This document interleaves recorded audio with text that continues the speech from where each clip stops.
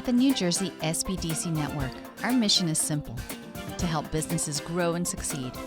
Our consulting, training, and information services make it easier for businesses to reach their potential. Whether you're currently in operation or just starting out, we have the right tools, resources, and expertise to help you succeed. Visit us online to get started on your path to success today.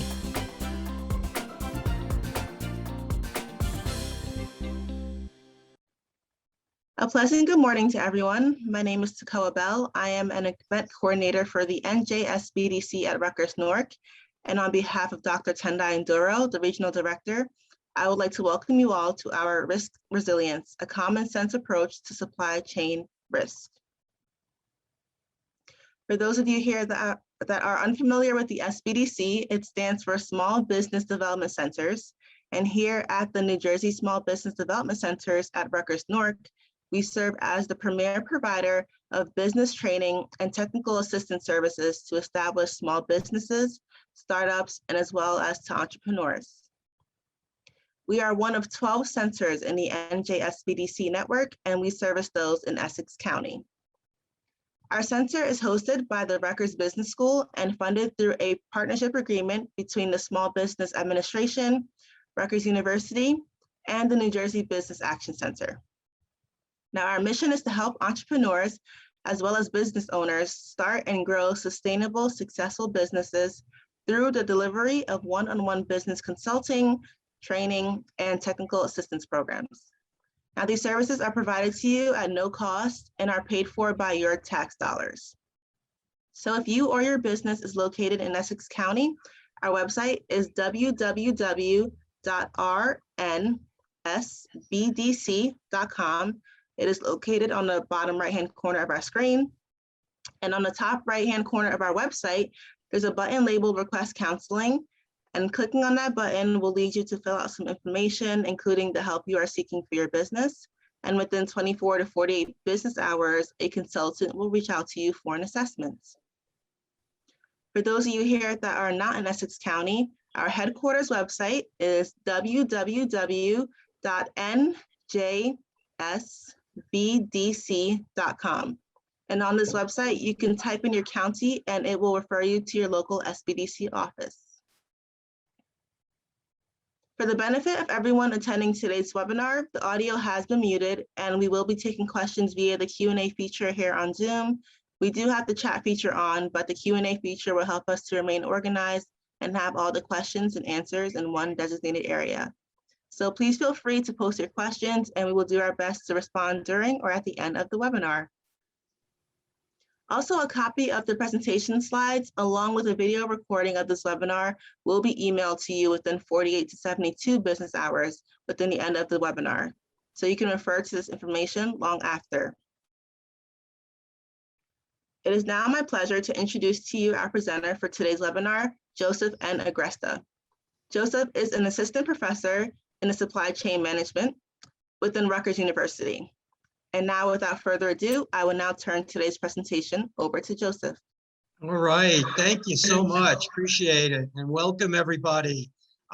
Great to see you. I'll share with you in a moment. But first of all, I want to thank the SBDC just for the great work that you're doing with businesses, and hopefully I can do my part to help, contribute, support. So we really very much appreciate that.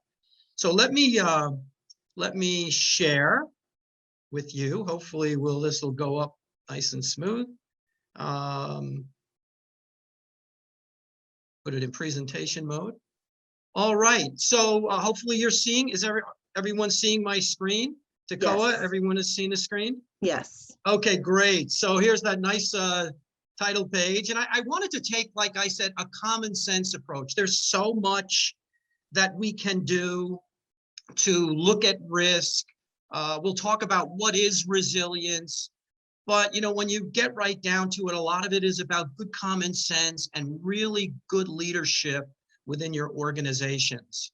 So just a little bit about me. I'm an industry person, so I spent 39 years in industry at both Johnson & Johnson, which was the last 19 years, and 20 years at Allied Signal, which is now Honeywell.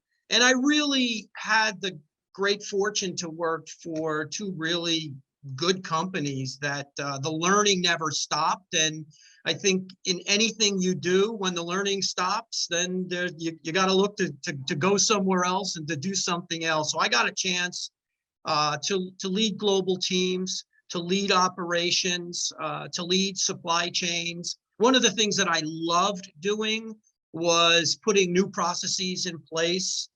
So both at Allied Signal and at Johnson & Johnson, put processes in place in risk management, in what they call category management, which is the sourcing, the strategic sourcing arm of things, and also in program management. So just some great experiences, and I'm very grateful and thankful for that. And I, as a sourcing leader, procurement leader at both Allied and also in J&J, I got an opportunity to work with many small businesses.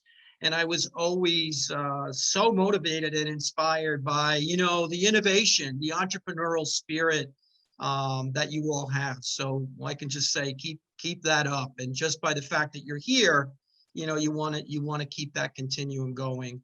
And then after, almost 40 years, I decided, it's time to do something different, give back. And I became a assistant professor, as Decoy mentioned, at Rutgers in the supply chain group. And so I teach. I'm responsible for client relationships as well, and we do projects for clients. And I'm also part of a master's program of healthcare analytics and intelligence, where we really focus on the healthcare space, if you will, and teach our students good analytical tools. So it's just been great, and Rutgers has been a great place to be. I was lucky to be at two world-class businesses in my career. Now I'm lucky to be at a world-class university. So that's just a little bit about me. So with that, you can't turn on, look, this is, COVID is around us, but the one thing that I wanted to stress, people who don't know supply chain, if you will, if you turn on the TV, you hear about the supply chain. Well, we're going to change where our supplier network is.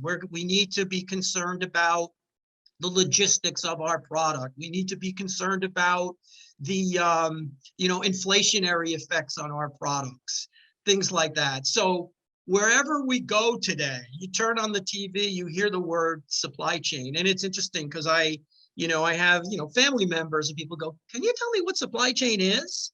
Because they haven't thought about it, or they think about it in terms of its logistics, or it's a warehouse. And so it's so much wider than that. So again, this is really driving us to really think about risk. I don't want to say in a different way, but think about resilience in a different way. So what I'm going to talk to you a little bit about today, just a little bit of a preamble and setting the stage. I call it the VUCA world. It's not a phrase that I've coined. It was actually coined in the military many years ago.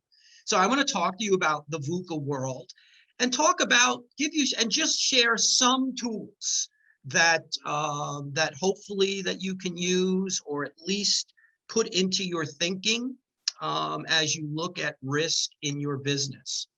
I think the other thing that's super important is having a business continuity plan of some form, and also hoping and trying to make sure that your suppliers have a similar plan.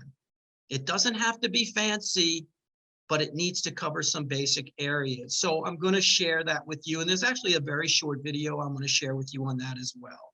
And so how do we anticipate risks and things like that? So that's what we're going to talk about today. And I hope that meets your needs. I will do my very best to share supply chain principles, but also give some examples. And please feel free to stop me at any time. If you have examples you want to share, this is about the learning. It's a two-way type of thing. And like I mentioned to all of you, in any business, whether large or small, leadership is really the key to many and many of these things. So anyway, risk resilience, that's what we're going to talk about. So we must lead to have a resilient supply chain. I love these word clouds, right? So just look at the words: believe, prevent, strength, growth, agility, ideas, right? That's resilience. That's resilience. So what I want to share with you, there was some old thinking about resilience and resilience in the supply chain. So in the past, resilience was, we need to recover from a hazard. Let's just get back to where we were. And I know that's a basic human tenet that we have. We need to recover. What are the things we need to do to recover? How do we get back to where we were? And I'm sure all of you have faced that during this pandemic. But today, we need to be proactive in looking at the end-to-end supply chain. We need to be looking at innovation before the hazard happens, before the event happens. We need to be looking outside of our four walls. And how do we plan, invest for the future? And also, like I said, have the agility. So as you think about resilience and as you think about risk management, it's not just when something happens and then recover. Well, that's part of the drill, but it's about advancing despite adversity. You all have goals. You all have business plans, goals. You have a vision for your businesses. You need to keep advancing for that. Be proactive and not wait for the adversity to come, right? And there's some techniques you can use to get ahead of that, right? And then obviously the adversity could be both large and small everyday challenges.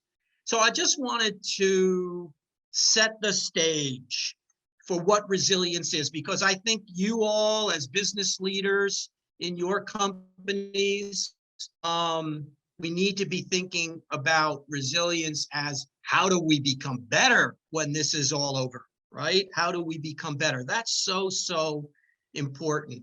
You know, just an example, I'm going to go back for a minute. There's a story that I read about a local brewing company that during the pandemic had to get rid of, you know, millions of liquid pounds of its product. And that's very, very scary. And so their customers were affected by that.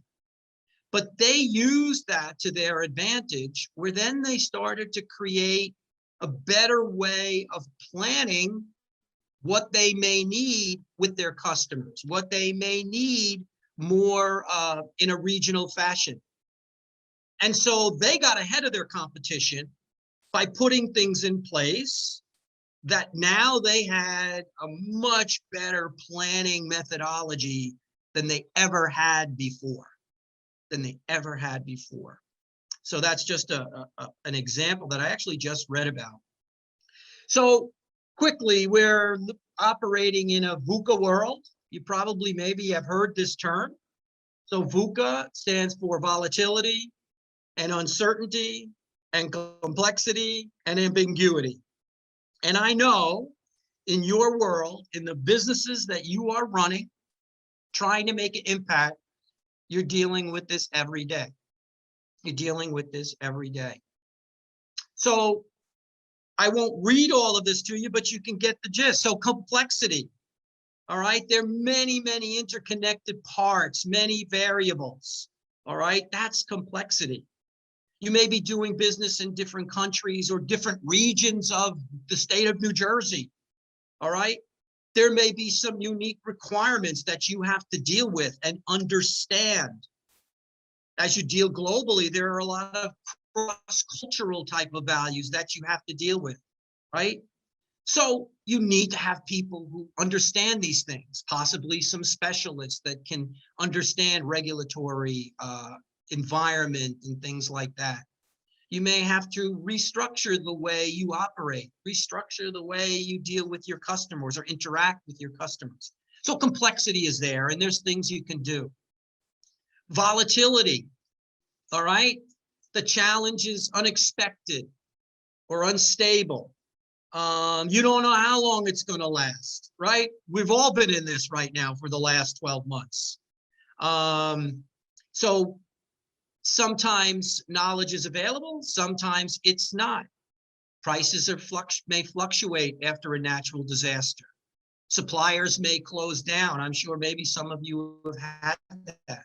We're all kind of anticipating what's going to be happening with inflation. So how is that going to affect the goods and services that we buy for our product? And how is that going to affect the price that we sell at?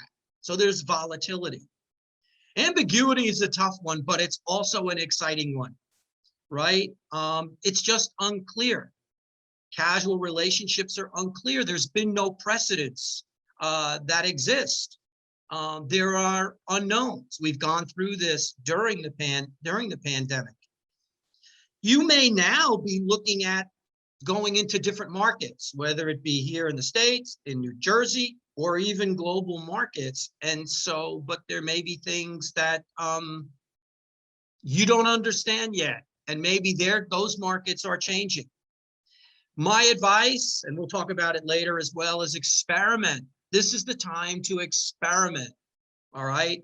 Understanding the cause and effect of things that you might do.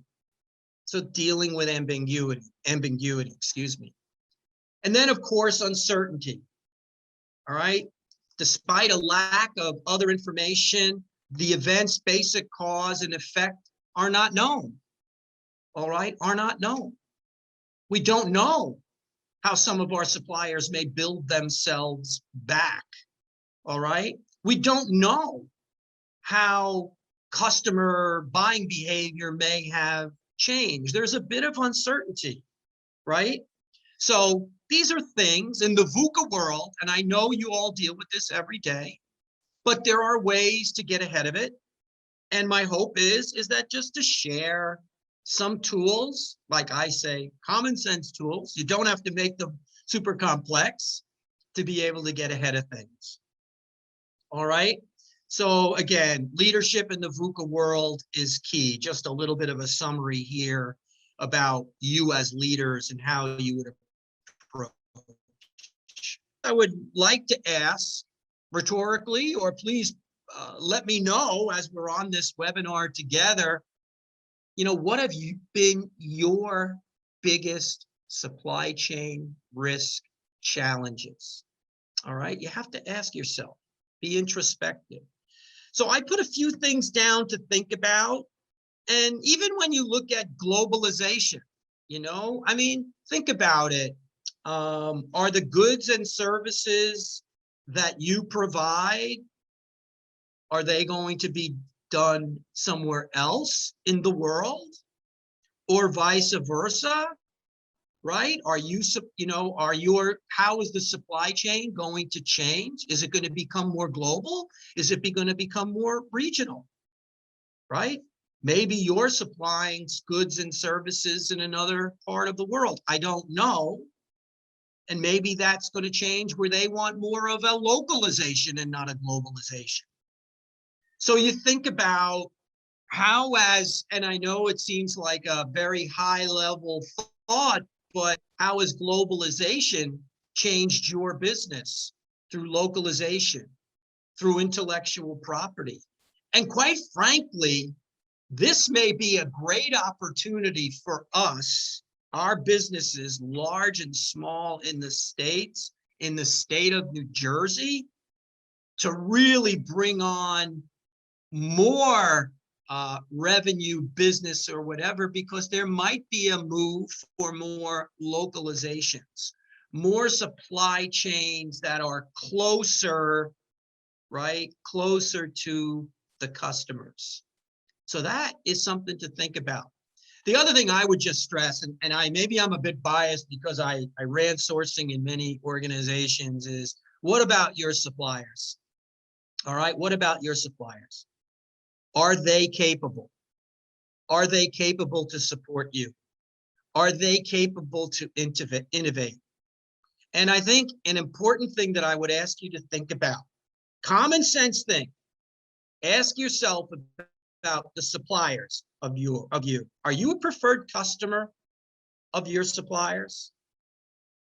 If something happens, will they be there at the ready to do everything they can for you, to support you technically, to give you your fair share of allocation of product that may be allocated, to come solve a technical problem? Or are you just one of many and you'll get in line and you'll wait like everyone else? The other thing about being a preferred customer is that suppliers will share innovation, right? And it's not only product innovation, it could be process innovation. They may have innovative ways for you to share data so they can anticipate what some of your needs are. So I have to tell you, you know, one of the biggest risks that I found, you know, in leading supply chains and what have you, was really more of the external side that you really had to get a handle on. So supplier infrastructure, digital transformation. Have we been able to adapt to remote working? You all will be starting to think about, what is this going to look like next year at this time? Is it going to be remote working? Is it going to be a hybrid? Are we using analytics? I think there's a big theme, and if you look up resilience and you read articles, recent articles, it talks about analytics and data and all of these things. And I just think, simply put, for whatever data sets that you have, are you able to look at those data, look at the data and get insights from the data, right? Insights about what's happening. I think that's really, really important.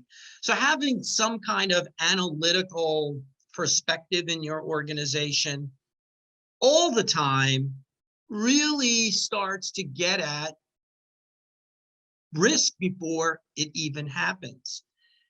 And then again, what about your e-footprint? You know, look, e-commerce has, you know, changed everything. And during the pandemic, those companies that had invested, and I'll give you some big company examples, but we can scale it. The companies like Walmart, certainly Amazon, but Walmart, Target, who had invested in their e-commerce platforms, really were able to do better than expected.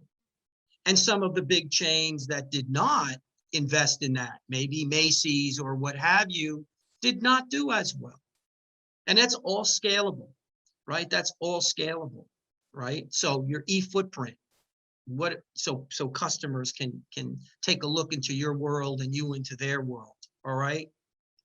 The other thing that you probably know this better than I'm sure you do. Have your customer preferences changed? Are they more price sensitive now? Will they tolerate delays? Do they want more customization? These are things we need to think about as we get ready at any time, whether there's a pandemic or just under the normal course of business. How are customer preferences changing? I think it's very important on how you look at your business. You know, if there's more price sensitivity things, then a large risk may be you might have for instance, a very large overhead that's driving the cost of your product. You may, from a supply chain perspective, have to look at your network. So customer preferences could be changing, and something that we need to look at. Obviously, can we be prepared for a climate event, hurricanes, tornadoes, things like that? Unfortunately, all look at the tornadoes that just happened in kind of the mid-southwest over the last day or so. I personally have been involved in, you know, because I had teams in Puerto Rico and plants in Puerto Rico. How were we prepared for those hurricanes that happened over there? And the other thing is the circular economy. I don't know how you all are being driven by your customers, but customers are looking for more sustainable products, right? Things that can be recycled. And that's the circular economy. That might be material coming back to you to be recycled, to be reused.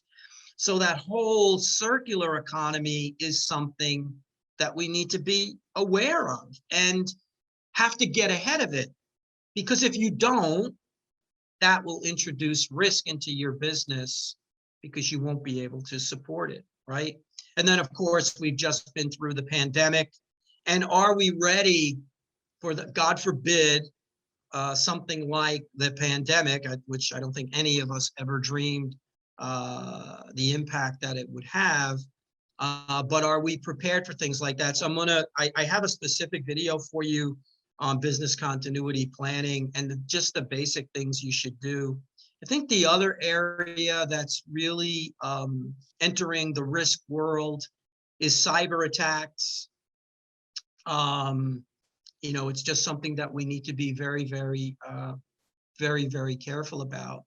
So I asked you, you know, what of these are just some overarching themes that I wanted to introduce that I want you to think about as you brainstorm what your potential risks can be. All right. A lot of challenge, but a lot of great opportunity to get ahead of the curve. So what I'd like to do is what I always call setting the stage. I want to share with you best in class, a little bit about the value chain. I won't spend lots of time on this, but it's something from my Johnson & Johnson experience I found to be incredibly important and enlightening for me as a supply chain person, to be able to pick my head up and to really understand the full value chain. So I just want to share some things about that. And you don't have to be Johnson & Johnson or Honeywell to think about your business as a value chain. Just share with you a little bit about the end-to-end supply chain. Because again, I think sometimes people think of supply chain, and even as I teach, you know, you ask some of the students, what's supply chain? Well, I think supply chain is sourcing. Oh, I think it's logistics, right? I think it's warehousing, you know, and it's all of the above.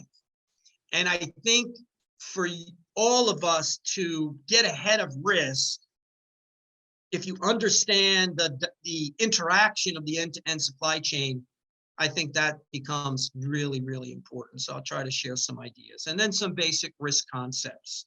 So that's what I call setting the stage. Everybody okay with that? Okay.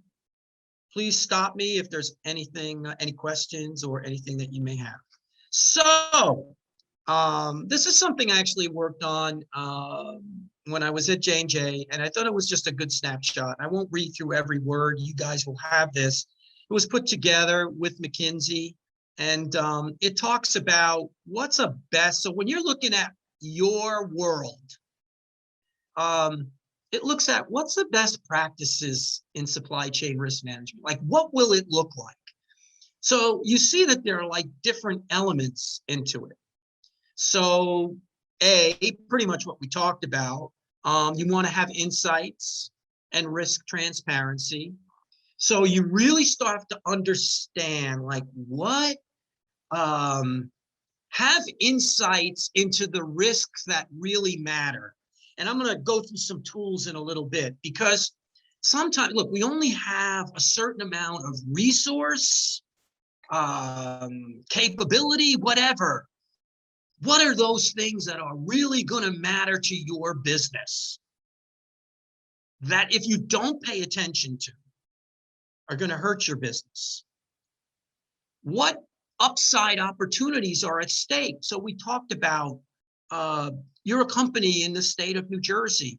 Your business is in the state of New Jersey. But now you're going to start to do more business in the Midwest.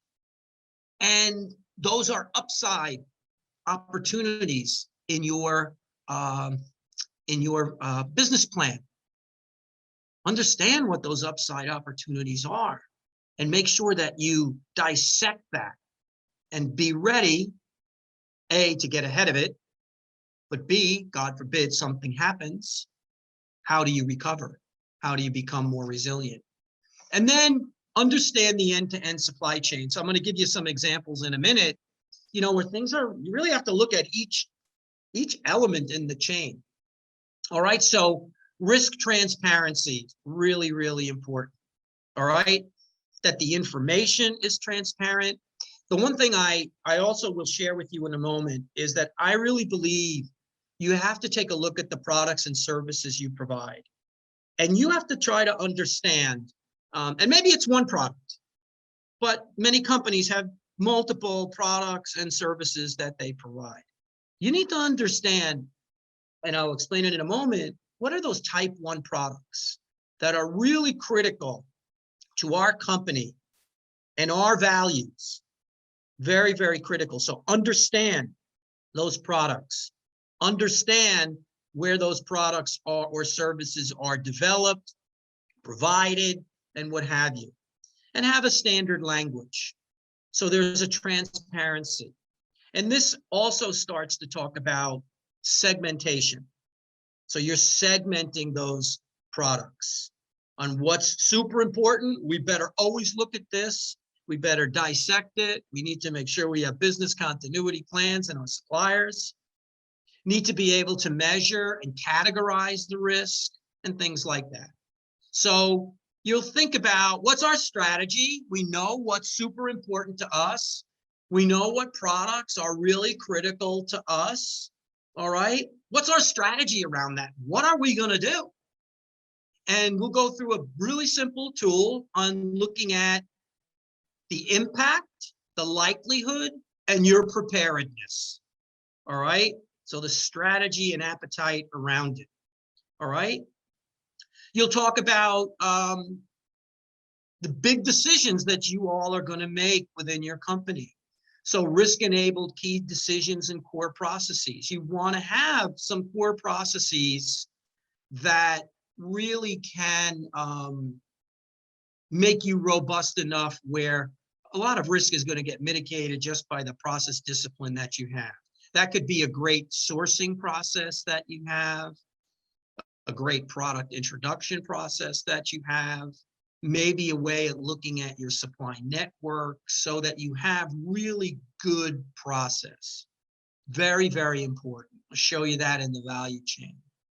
And then the fourth element is governance. And sometimes I learned the hard way.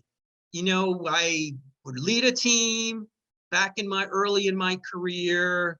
I thought I had it all going on with the team, but we needed governance around the team. We needed a steering around the team, maybe at the next level, right? And when I say next level, I mean, some of you may be, a very small business, but think of it in terms of the people doing the project and a governance around it that can help steer, coach, break barriers. This is really important, and it should be focused on risk. So what's the governance around risk? What's the framework that we're going to get together as a leadership team and look at? This is risk, and these are the things we're doing. And are we implementing the things we said we were going to do? And also, governance also helps you within your organization make sure that roles and responsibilities are aligned, that you're not stepping on one another and doing things for different purposes or what have you. So governance. And then also, at the end of the day, maybe this should be the first one and not the fifth one, but risk culture. That everybody in the organization is willing and open to looking at signals, not only within their own world, but outside of their own world, to be able to bring up what could be a potential risk and not be afraid to speak up. All right? Because I will tell you that in the evolution of risk management, if you don't have that speak up culture, a lot of companies would look at risk management was, yep, we just solve the problems as they come. We just solve the problems as we come. We expedite a lot. We have good expediters. That's not getting ahead of it, right? If you're expediting something, you have to ask constantly, you have to ask yourself, why are we always expediting this, right? And maybe someone is looking at, that's because our supplier quality is not good, right? Or we don't have a good planning system, whatever the case may be. So having just that culture is so, so important. So this snapshot, I hope, is something that you as leaders can think about as you think about looking at risk within your businesses. I won't read through all of this, but I think, again, the value chain is super important. Sometimes if you think about supply chain and you think about the very tactical, not the tactical, but the functional areas of sourcing and planning and logistics, we forget about who the customer is. So we forget about who our competition is. We don't know what markets we're actually sending our products to. I think, and I believe, and it's something that, to be frank, I was very indoctrinated into work at J&J, is really have an enterprise-wide, put enterprise processes in place, making sure that we did understand where our products were in the markets, who our competition was, and the like. Always have the customer at the center. And then, of course, end-to-end connectivity in the supply chain. It's only really, and again, this is in your thinking, whether you're a 5-man shop or a 500-person shop. These are really important elements for everyone to understand. And if you can work through these 3 dimensions in the value chain, it is very, very helpful and powerful, and it'll make you be proactive. So just a quick picture, just conceptually for you, the value chain is 3 areas. The first area is, do I understand what all of my products and services, where are they? What's the competition doing? How can I differentiate ourselves in that marketplace? That's not necessarily, you may be thinking, well, that's just marketing. And no, think about it. What's my competition doing? We may have to do some new product introductions to differentiate ourselves, which will need the leverage of the supply chain to help execute. Or maybe our competition has a stronghold in the supply base in that particular area, right? What do we do? What do we do, right? So there are supply chain implications, but again, understanding that level. The thing I think you need to think about is it's all about continuous improvement. And in the two, they call it product and portfolio management, but just to say, what processes do you think are super critical for your business to run, right? That you're not doing it different here or different there. So it could be a risk management process you want to put in place. It might be how do you launch products? It might be the way you look at capacity, whatever, just some examples. Your sourcing process certainly should be one that I think cuts across your business. So that's your second level of the value chain. And then the third level, which is where most of us play, and most of us think that this is it, and it's so critical, is the product supply execution. Your planning, your quality, your environmental health and safety. How do you connect all of these things together? And I would, at a high level, because we're going to get into some tools in a moment, at a high level, setting the stage, know your products, know what marketplace they're in, know what the competition is doing, how they're running their supply chains. Think about in your business what you think, what processes you think are super important that you have to cut across and everybody needs to be very aware of and trained in and what have you. And there's governance around them. And then obviously the execution side, all of these supply chain areas. All right, so that's your value chain. This is a way to think about things. And I'll be honest with you, for a lot of my career, I was always here. I was here. And that was not, it was good. It was learning, but I needed to think bigger. I needed to think bigger. So just some examples. So this is just supply chain, right? The supply chain is new product introduction. It is planning. It is sourcing. It's manufacturing, what they call make, your own manufacturing. You might have external manufacturers doing things for you. All right. So make external. And then the deliver part. Okay, just some examples. So this is the chain. And many of these things are interconnected. And just some examples, more generic examples. But look at new product introduction. Maybe your yields are not so good on the product that you're making. All right. And maybe, I know coming from the pharma world, a lot of our medicines, they have to go through a certain period of stability. And maybe that was taking longer than expected. But maybe, we want to get this product out, but our yields are bad. And because our yields are bad, that is affecting the launch, but it's also affecting the cost because we have to make more. So we have to get into the root cause of that, right? Maybe you are using some suppliers to help you out, to do some of your subcontracting work, whatever. Are they able to scale up? Maybe you've partnered with a supplier because they have a good product / science, whatever, but can they scale up? On the planning side, this is something that, again, when you read about resilience, that because we're in the digital world, where is that transparency of data? Are you able to look at data and get some insights from what buying behavior has changed? Okay, things like that. So if you have a lack of data, that's certainly going to affect you on the planning side, your buying behavior. And it will have consequential effect in the sourcing side. All right. The sourcing side, you're going into a new market.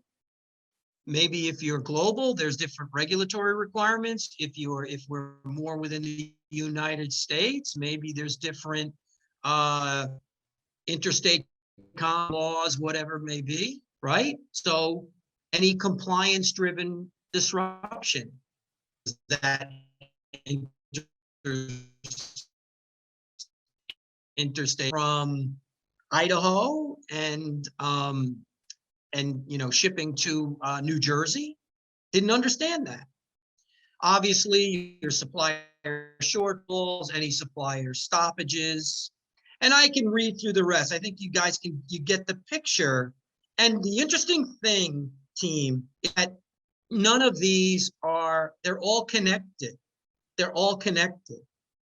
All right. So if your production process is not robust and you don't get to the core of it, right, your planning and the things you buy to support that product are going to be variable. Certainly the planning, it's going to be very hard to get your arms around.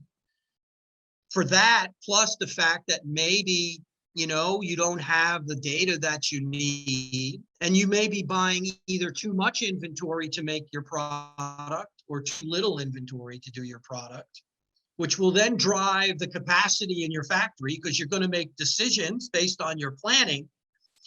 So these things are all interconnected, and that's the end-to-end supply chain. So when you're looking at risk, and you guys, I'm sure, do this every day, and you're looking, how can we plan better? How can we do better with our suppliers?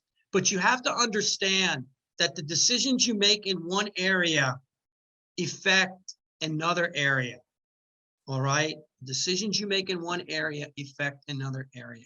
So again, I just wanted to give you setting the stage of the supply chain. These are just some generic things to think about, but look at the interrelationship.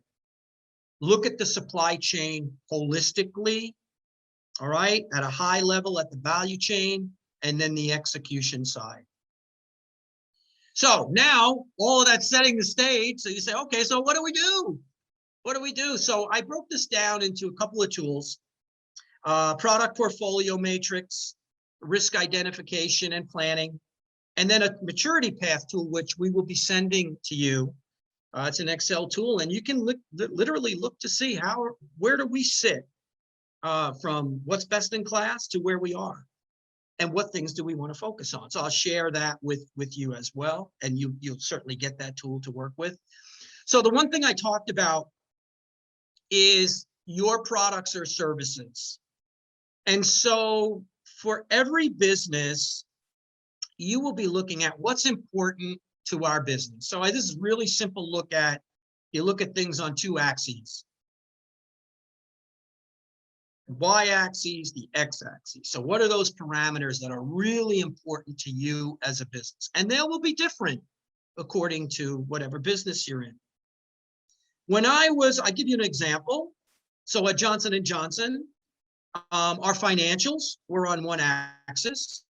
So you can translate, let's just say revenue, all right? And on the other end, because we were a healthcare company, public health and Trustmark was really, really critical. All right, because we were supplying some very critical drugs, healthcare, medical devices, whatever. So you can, in your world, in your business, say, what's important to us? Maybe it's financials and sustainable products. You know, maybe it's financials and speed. Okay, it's up to you. You guys think about it. But it makes you think about those core values and how do I look at my product? So why are we doing this? Because you want to be able to know what products or services, not that you're going to disregard everything, but what products and services are really super important that you need to always be taking a constant look at. So in the example I give, financials, public health, and Trustmark. And you plot, all right? You just plot, you map the products and services. And then what that does is it pretty much tells you that, you know what? Let's take a look at product QDO first pass. Let's look at, if this doesn't tell you what the risk is, this doesn't tell you what the risk is, this tells you we better take a hard look at that, all right? Because maybe you're very happy down here with the product that everybody else makes, it's a commodity, whatever, okay? And you're taking your eye off the ball on a product that really has a very high financial and public health trust mark. So I'll give you a quick example. You know, here's a product right here that has a low, you know, we're not getting a lot of revenue. We're not getting a lot of revenue right there, if you can see my pointer. And yet it's a red, it's a type 1, because it might be the only medicine in that space that could be provided. And again, I'm just giving you my example from my world. It might be the only medicine in that space. So even though it might be one of our lower revenue products, it's so critical that if something happens to this product, people will not get their medicine. They will not get their oncology drug. So that's the way to look. That's the way to look at it, at least in this example. So I give you a little example, and you can play with this with your teams. And it's this like the one that I just gave. So product A, if it's critical to the trust mark and has a high revenue, it's going to be a type 1 product. You might want to look at product C that has a low revenue and a declining technology, and it's becoming obsolete. You may wind up in the lower zone here. All right. It may be a product that maybe you sell off or whatever the case may be. So I won't go through every example, but I think this is just a way for you guys to look at the end of the day, what products and services should we really focus on that are core to our core values? That's going to that makes our company and our products and services what we want them to be. All right. So now you've done that. Now you've done that. You know the product A. We got to identify, what do we think the risk is in this area for this product? Because this doesn't tell you what the risk is. This tells you we need to focus here. And we'll focus here the, months 1 through 3, we'll focus here the next phase, whatever the case may be. So you're going to brainstorm. This is, it's brainstorming. But what you're going to do is look at the probability and impact of things happening. And only when you look at the probability and impact and preparedness of things happening, you can start to mitigate the risk. You could start to consider contingencies. You can establish trigger points where you want to start doing something, invest, whatever the case may be. All right. So just some really basic steps, team. Brainstorming, probability and impact, mitigating the risk, considering contingencies, and trigger points. And I put this picture in here, which pretty much describes that. But let's get into it. So begin your process. You now know the value stream. You now understand that end-to-end supply chain, right? That end-to-end new product development, plan, source, make, deliver. You get that. You know what processes are really important to your business, and you know what products you really need to focus on. So now you begin your process of dissecting, looking at risk. So you identify what's the process, part, supplier, product that you're concerned about. You think about what could go wrong. Like, what could go wrong? Supplier goes bankrupt. Our machines are old and obsolete, whatever. Okay? You think about what could go wrong. You think about how. Think about how the risks would affect our product, our project, whatever it may be. In this case, your product or your service. How will that affect us? Right? So it's just a logical thing. So this is a lot of the brainstorming part of it. Although it's a little bit of a structured brainstorm, which I'll try to show you in a picture. All right. So identify, think about what could go wrong. Think about how it could affect your product or service. So now, okay, that's good. I get it. Let's quantify. What's the likelihood of each risk? What's the severity of each risk? So now you'll start to put some quantification around it, some weighting around it based on what's important. So just a basic outline, okay? So to look at it pictorially, what it will look like once you go through this is once you do your brainstorming and you pair things off, which I'll show you in a moment, you have your impact times your likelihood times your preparedness. Do we have a plan for this? All right. So maybe we know the impact and maybe we know the likelihood, but maybe we haven't done anything to prepare. All right. Maybe we don't have that dual source that we need. Maybe we don't have that backup data system, right? Whatever the case may be. So what's our exposure? So this is just a pictorial of what I just described. But let's just think about this here, team. Here's your base. Here's your brainstorm. You're going to list everything you can think of in the supply chain and beyond. Just list it, right?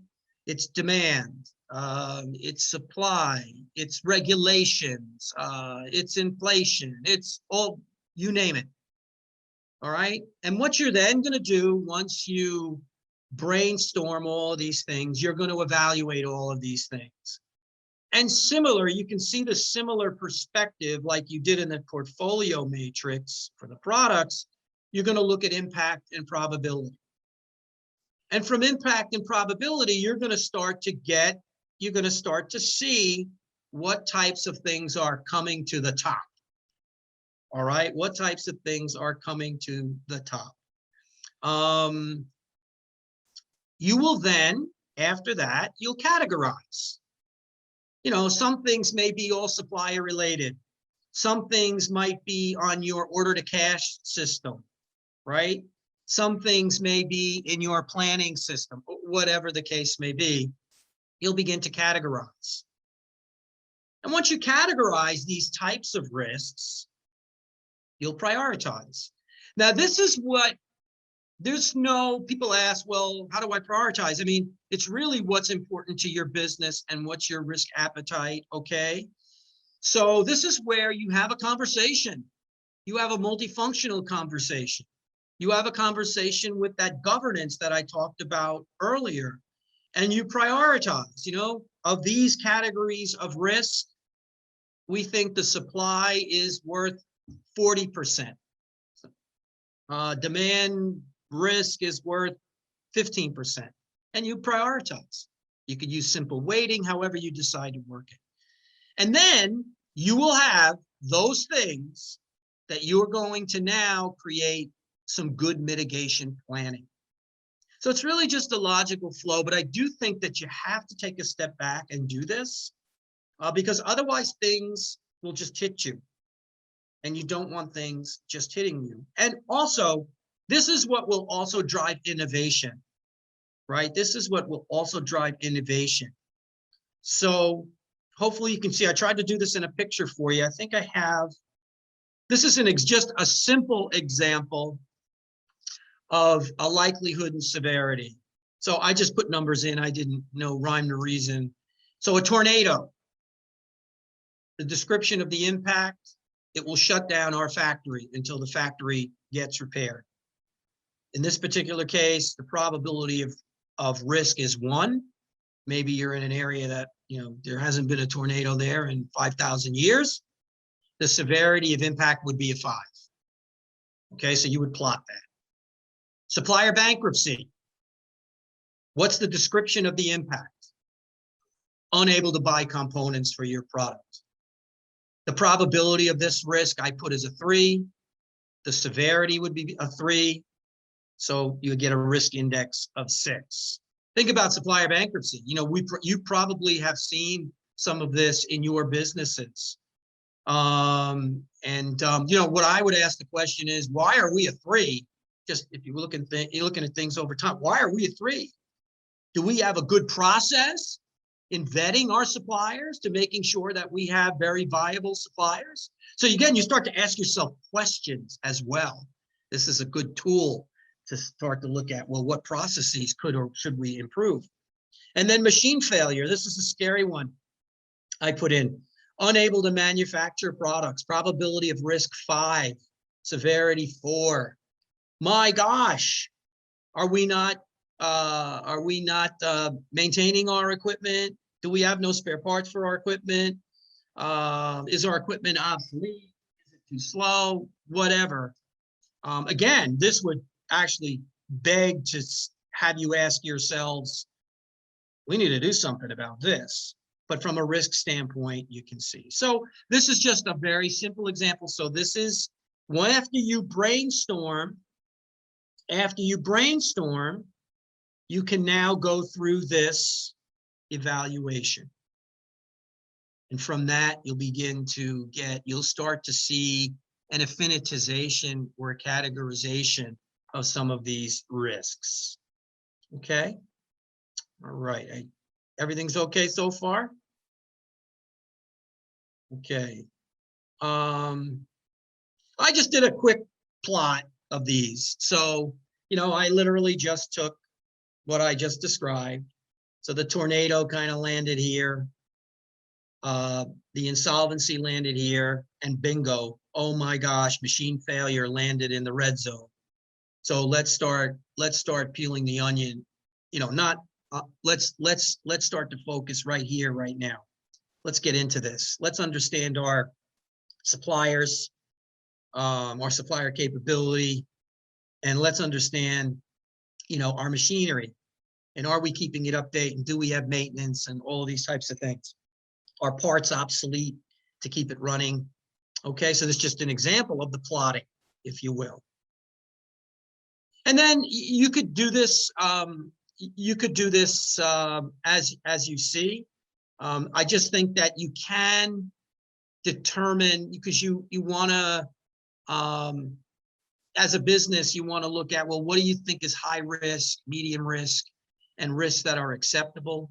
So you can scale it. This is just an example of a scale, but you can scale these you could scale these types of things on what you think is high, medium, or low, because that's important, because sometimes you will do stuff and sometimes you won't, right? Depends on your prioritization. So I would just suggest that within your business, doesn't have to be fancy. You kind of say, look, if something lands in this place on the scale, it's high risk. So we need to mitigate. Okay. So that becomes important, because the other part of it is you got to determine, it's not just like, oh, good, we determined that this is high risk. What resources do we need to mitigate? What risk will we accept? Those kinds of things. Okay. All right. You're hanging with me. And then once you do that, you can establish your risk statement. All right. I have a template in here. What's the impact? What product or service is it going to, the issue should affect a product or service? What first steps should we be taking? The one thing that you want to be careful about a little bit when you start to do the risk statement, you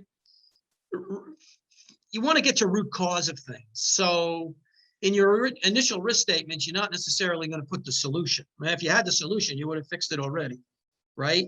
So risk statements normally don't have that solution in the initial risk statement, all right?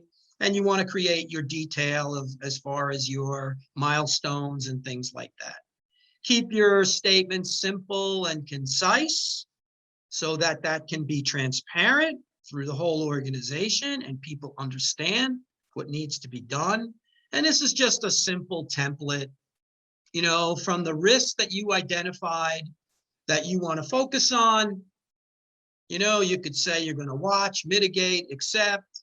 If you're going to mitigate, obviously, here's your mitigation plans and responsibilities and the like. And I think it's a good tool, and I don't think you have to overcomplicate things with it, but it's important. And the other thing is, it's a rolling thing. It's a rolling thing. There may be some things that you accept today, but may turn into a watch later as you go through this process. All right. So what I would suggest too, because maybe some of you are thinking, well, how often do I do this, right? Certainly, it's not something you do every day, but I would say, a good quarterly look at this would be good. Obviously, this is more of the execution side of the mitigation. So you track that like you normally would in your factories or what have you. But certainly at least twice a year, be looking at these types of things. Okay. So just some tools, some ways to look at impact and probability. Now, what I'm going to do, I'm going to send you this, and this is probably a little blurry for you, but I think this is really cool. It's a maturity path model, and you'll be able to look at your company and you'll be able to score yourself. So this particular picture just shows, and again, I will send this to all of you to hopefully you'll be able to use it. You look at your leadership and you'll look at things like, do we have governance around risk management? Or are functional leaders really looking at risk? The leadership, and I think probably that's one of the most important things is leadership. And it also looks at planning as well. And it looks at other areas, which again will be in the tool. And if you drill down a bit more, there's a very detailed sub-map of planning, okay? Touching on supplier visibility, touching upon product exposure, right? The things I talked to you about in the value chain. linking do you have supplier to customer linkage and knowledge? What's the logistics network look like? Do you have a distribution requirements planning process? So this is just a tool for you to use. I think it could be very helpful.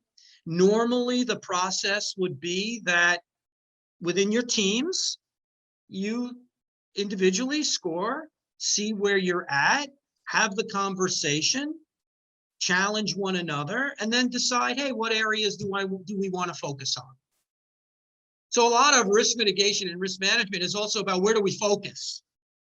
Where do we focus to get better? All right, where do we focus where we're going to have the most impact for our product, for our customers, for our people?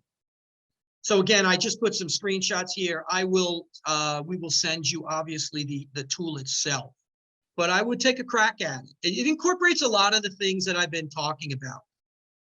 So as we're coming in for a landing, business continuity planning, developing the plan. I have a 5-minute video I'd really like to share with you about creating the business continuity plan. And I have a checklist for you as well. Okay. So business continuity planning. Look, if something happens, you need to think about ensuring the continuous operation of your critical processes as best you can. And that's not only within your 4 walls, that's within your suppliers as well. So having at least a very basic outline and procedure on this is important for your business. It's important for the suppliers. So whether you're a large business or a small business, this basic elements, I think, are very key. And in the business continuity plan itself, you talk about the governance. You do a business impact analysis. So if this happens, what's going to be the impact to the business? You do the risk assessment. You start to classify, the impact. That could be, physical devastation of the infrastructure or facilities. It could be, could be customer delays. You classify what the impact is, and you start to lay out what the recovery strategies could be. And you create a basic business continuity plan. Okay. So just some of the elements, and I think the video, which I hope, Takoi, I hope that this will come across. So I hope it's 5 minutes, but it really describes that business continuity plan, and she puts it in the context of the pandemic. So let me give it a try. Is there anything, Takoi, that I have to do to make sure that we'll get the sound, or we should be okay? We should be okay once you play it. Okay. All right. Is everybody with me? I know I'm doing a lot of talking, but ask any questions that you may have. And certainly when this is over, you can always get back to me with any questions that you have as well. So let's give this a shot, okay?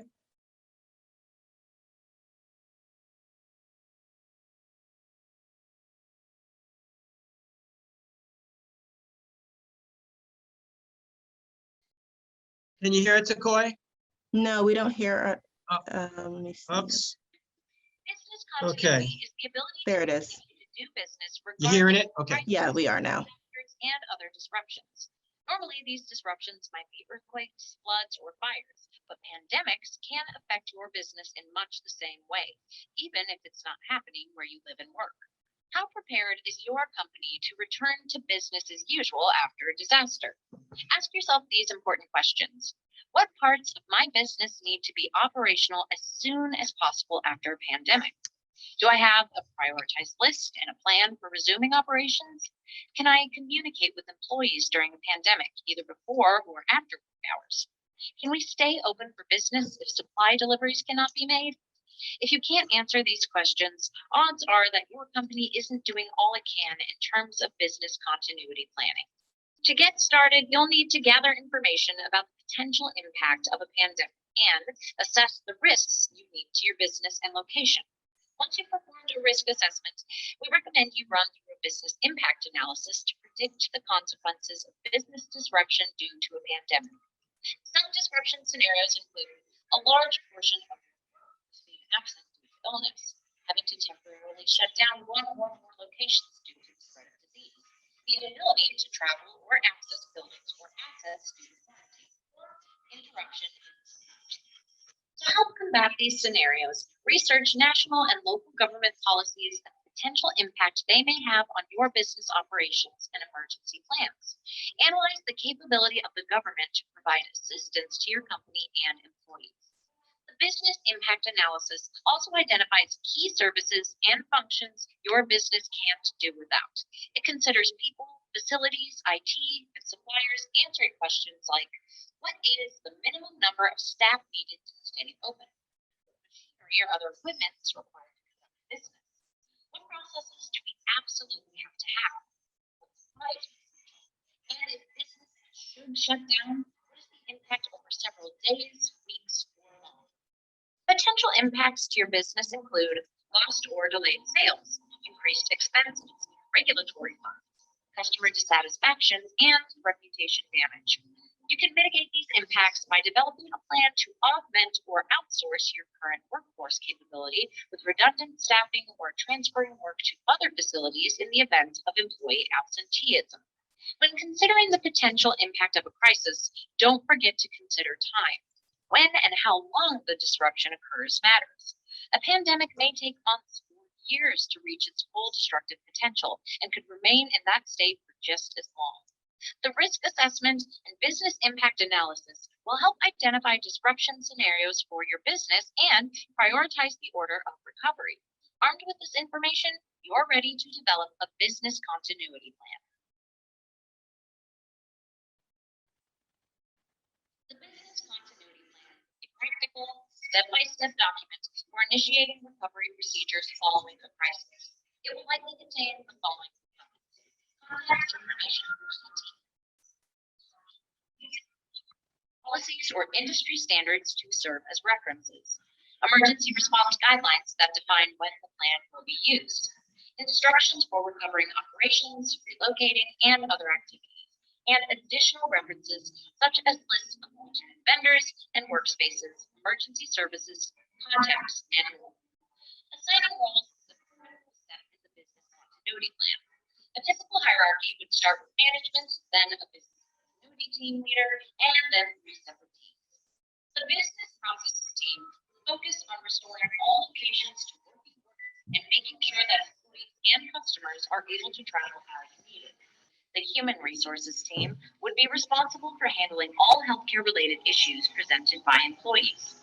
This includes policies for allowing infected employees to return to work and making sure everyone follows proper hygiene protocols. The customer relations team would assist vendors, customers, and other business partners in reconnecting with the parts of your business that were impacted by the pandemic. Lastly, your business recovery strategies should monitor the status of the pandemic as reported through the World Health Organization at WHO.int and other official sources such as the Center for Disease Control at cdc.gov. Business continuity is all about keeping things running smoothly and returning your disrupted business to a healthy, successful environment.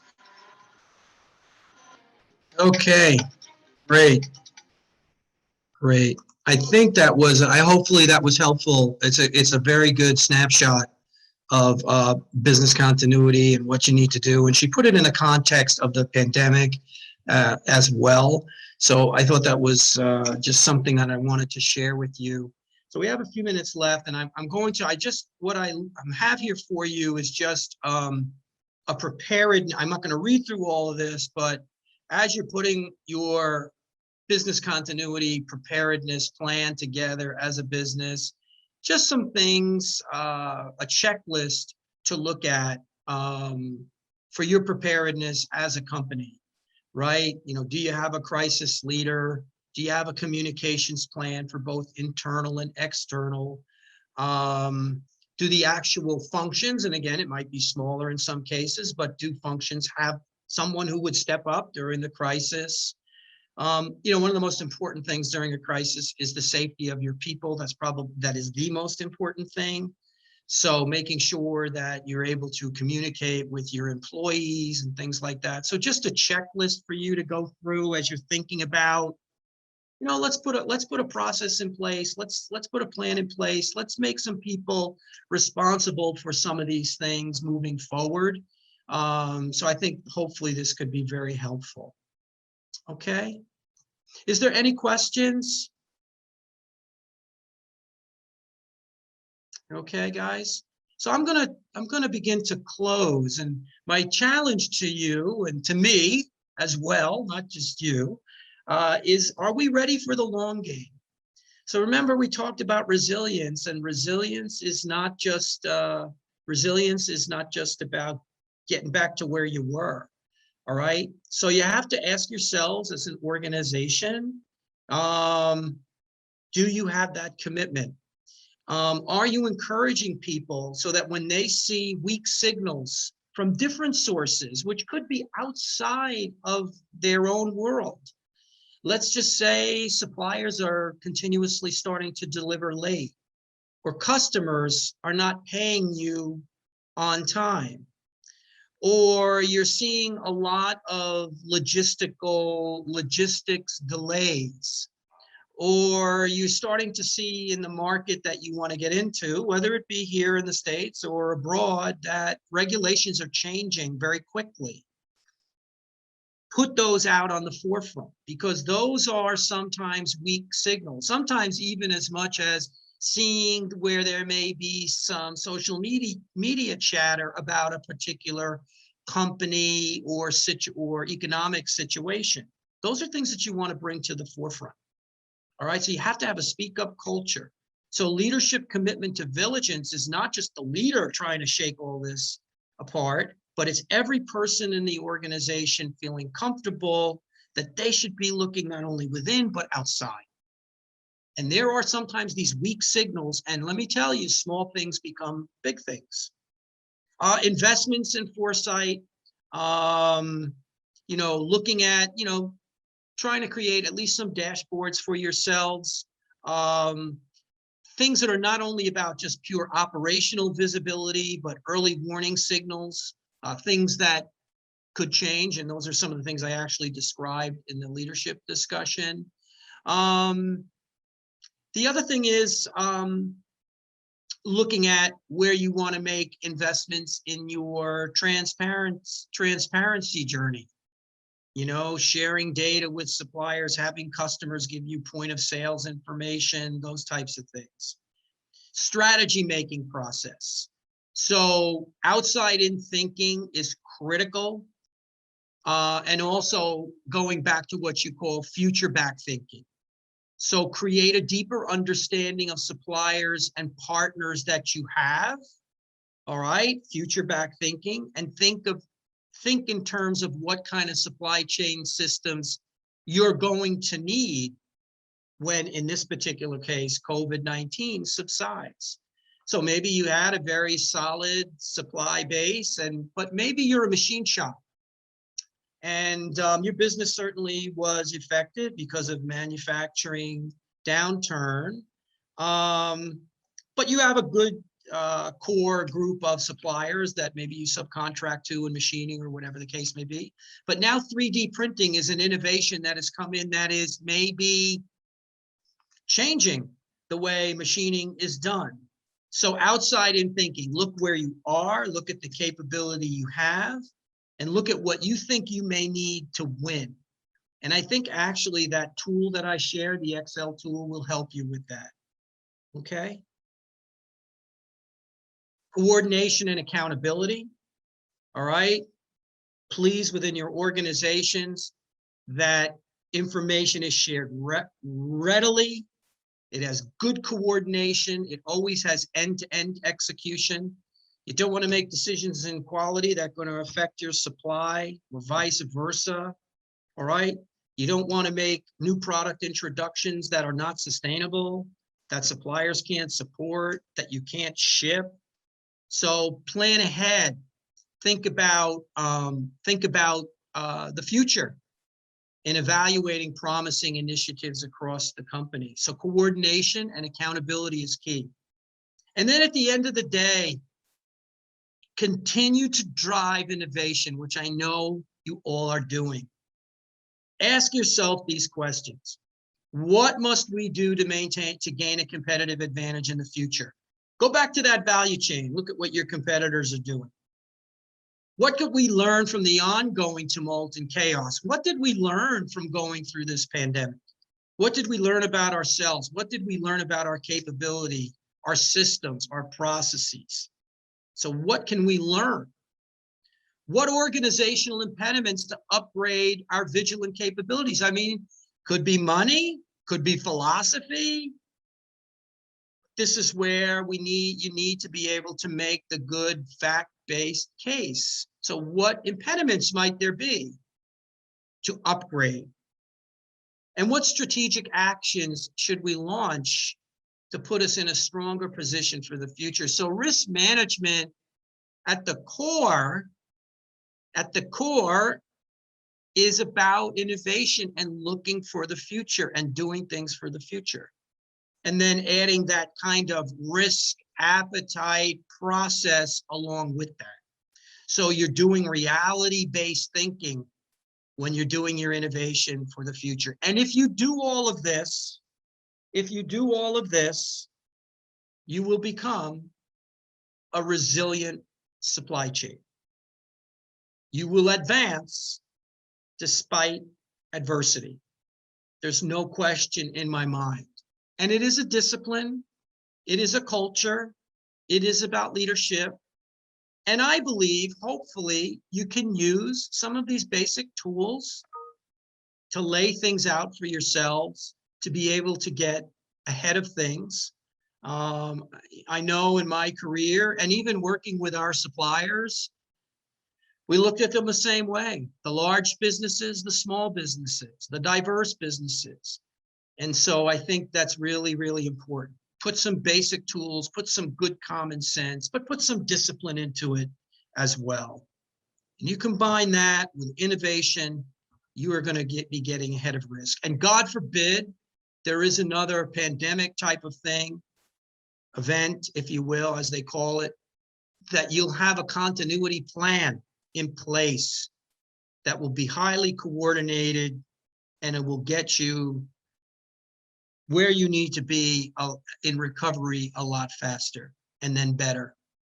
So one of the things with that, and I'll just give a little bit of an advertisement, here at Rutgers, we do industry client projects, and I lead that program at Rutgers. And we're actually doing some projects for some small businesses in the area, in various supply chain areas. So I would just ask you, if you want to do something in the risk management space or any other space in supply chain, we would be glad to work with you, assign some students to work with you in developing processes, doing research, whatever you may need. So I leave that out there as an open invitation. You can always contact me for that. So and it's for free. We come out and we do it and work with you. It's great learning for our students and hopefully impactful things for you as well. So I just wanted to let you know that that's out there. And also, I know it's hard because there's a lot of material to get through and the like, but you can contact me anytime for follow-up, for questions. So here is my contact information. That you can always just email me at that email, and I'll be glad to get with you ASAP and work with you or answer any questions or help you or coach you or what have you. So with that, Takoya, that's the material that I had for today. Okay, great. Thank you so much, Professor Agresta. So we do have some comments here. Okay. We have one from Mojan. Mojan's asking if they can receive your contact information. They're saying, I am a PhD from Rutgers and I currently own and operate an engineering company in New Jersey. Great. Well, Mojan, my contact is right on the slides that I gave you. Okay, so I'd like to think I anticipated your question, Mojan, but they're there, right? So, and would love to connect with you. Love to connect with you. So yeah, just send me an email and then I will set up the connection. That'd be great. Yes, and we do have a question from Mojan. As a small company, we do not have the resources or the knowledge to attend to all these critical issues. Can we hire a consultant? You can, and there's but I do think yes, there are people that do this for a living. The other thing we can help you with, Moshan, too, is with our projects. We do a lot of risk process stuff for companies to help them out, put some basic process in. And there are also some external tools that you could use, Moshan. So yes, you can hire a consultant, or you could tap into us here at Rutgers to see where we could coach you, help you. But I think, Moshan, whether you're large or small, and I know that's why I talk about you have to prioritize. You have to prioritize, well, what products do we or services do we really want to look at? And then literally go through that brainstorming as to what types of risks do you see. So yeah, you can, there are consultants out there, but there are also Rutgers here to help you as well. So we're there for you, and certainly you can always tap into me when you need be, and our students. But be glad to help coach. But I think, Moshe, at the end of the day, it's all about leadership and creating that culture within your business, and the rest, believe it or not, starts to take hold. Okay, does that help you, Moshe? Whoops. They responded, thank you, and I will email you shortly. Good. I am very excited to start working with you. Good. Excellent. Excellent. Great. So if we have no more questions, I just want to thank our presenter, Professor Agresta, again for sharing your expertise, and thank you for your time today. It's an honor. I'm privileged to be able to do this. I hope I didn't bore everyone to death, but No. we did the best we can. So at this time, I'm going to share my screen so that we have our center's contact information on there. And I also would like to direct you all to the chat. So I'm going to post something in the chat for everyone to see. Okay, so in the chat, you will find some of our upcoming events for next week and the week to come. Around the bottom of the link, you would see our Optimizing Your Business Model to Improve Profitability webinar. And going up, we also have our Access to Capital with SBA webinar, which will be very informative. We'll have a representative from SBA speaking there. And on the top of the chat, we have our link to actually request one-on-one business consultations. If you're interested in any other topic regarding marketing, we have consultants for finance and capital. We have cybersecurity. We have a lot of different topics. So if you're interested in that, please request counseling there. And on the second link, we have the link to our Eventbrite page where you can find all of our webinars and workshops that we are hosting.